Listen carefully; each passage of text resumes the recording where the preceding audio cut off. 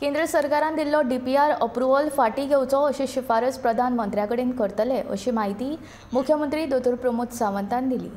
तशेंच म्हादय ऑथॉरिटी तयार करची आनी बेकायदेशीर रित्या वळयल्ल्या उदकाचेर लक्ष दिवचे अशी मागणी लेगीत केंद्राकडेन करतले अशें मुख्यमंत्री सांगता।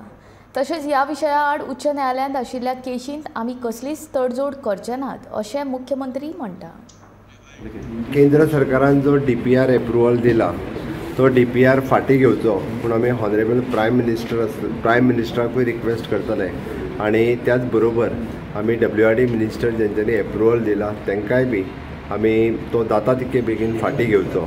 Even though the ministry of environment and forest तांच्यांनी एनवायरमेंट एंड फॉरेस्ट एक्टाचेर मात करून तो तांच्यांनी दिल्लो आहा त्या DPRाक जे आसा आनी अप्रुवल दिवचें न्ही हो आमची कंटिन्युअसली डिमांड आसतली।